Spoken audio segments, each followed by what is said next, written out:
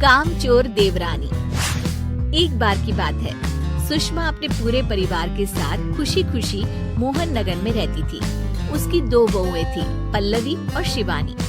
एक दिन दोनों बहुएं रसोई में काम कर रही होती है कि तभी उनकी सास सुषमा उन्हें बुलाती है। अरे बहू, जरा इधर तो आना। शिवानी, जरा जाकर देखना सासू माँ क्या कह रही हैं। दीदी आप ही देख लो ना जाकर, आपको भी तो सुनाई दे रहा है। अरे मैं आटा गूंद रही हूँ ना, तुम चली जाओ। हाँ तो मैं भी तो सब्जी काट रही हूँ ना दीदी।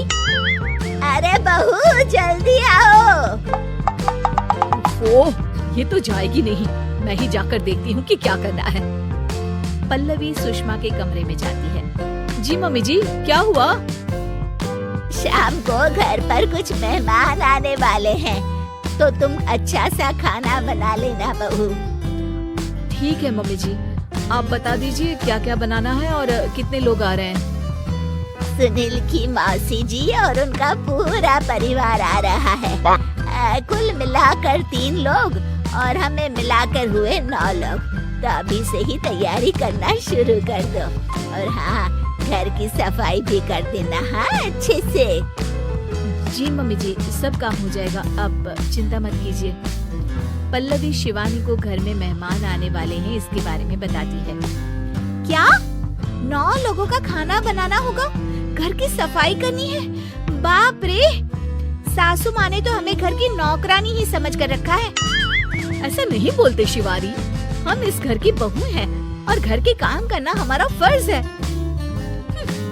दीदी तो है ही सासू माँ की चमची, जब देखो सासू माँ। मैं तो इतना सारा काम नहीं करने वाली। शिवानी कपड़े लेकर गमला साफ कर रही होती है और चक्कर आने का नाटक करने लगती है। मेरा सर चकरा रहा है। तभी वहाँ पल्लवी और सासू माँ जाते हैं। अरे बहू, क्या हो गया तुम्हें? मम्मी जी, बहुत तेज सर में दर्द हो रहा है। तुम एक काम करो शिवानी, आराम कर लो। नहीं दीदी, घर में मेहमान आने वाले हैं, मुझे आपकी मदद करनी चाहिए। अरे कोई बात नहीं शिवानी, तुम आराम कर लो, मैं सब काम कर लूंगी।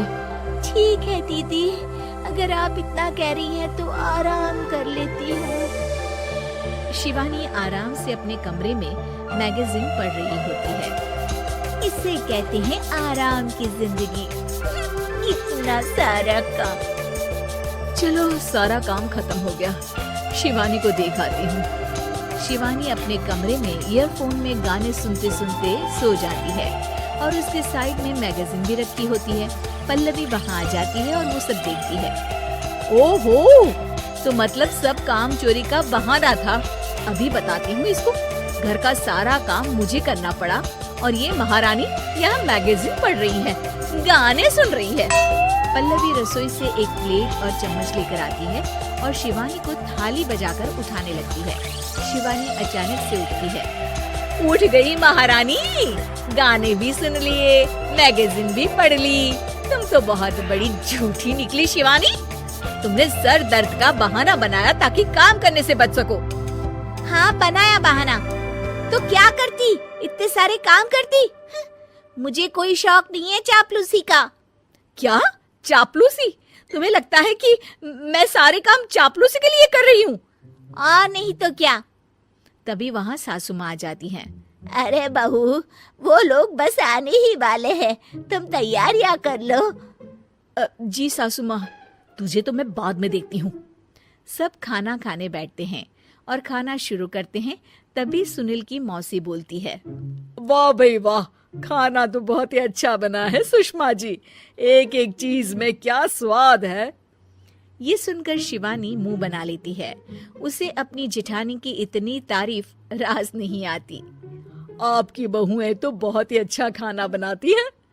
हाँ, बनाती तो दोनों ही अच्छा है, पर आज ना ये सारा खाना बड़ी बहू ने बनाया है। छोटी बहू की तबीयत ठीक नहीं थी, सो इसलिए। मानना पड़ेगा सुषमा जी, आपकी बड़ी बहू तो बहुत ही गुणवान है। पल्लवी की तारीफ सुनकर शिवानी को जलन होती है। पल्लवी ये सुनकर खुश हो जाती है और शिवानी की तरफ देखकर उसे चिढ़ाती है। कुछ देर बाद मेहमानों के जाने का वक्त हो जाता है। मौसी जी सबके लिए उपहार लाई होती है। वो सबको शगुन के पैसे देती हैं और अंत में पल्लवी के पास आती है। तुम्हारे लिए शगुन का लिफाफा तो है ही, पर बहू तुम्हें एक और उपहार भी मिलेगा इतना अच्छा खाना बनाने के लिए। मौसी अपने सोने के कंगन निकालकर पल्लवी को पहना देती है। ये लो, ये मेरे मनपसंद कंगन है, अब से ये तुम्हारे हुए। धन्यवाद मौसी जी। ये देखकर शिवानी तो पूरी तरह से जल जाती है और गुस्से से रसोई में चली जाती है। तभी वहाँ पल्लवी आ जाती है और उसे अपने कंगन दिखाने लगती है। देवरानी जी, अब आपका सर दर्द ठीक तो है ना? मुझे लगता है कि अब सर दर्द शुरू हो गया होगा आपका।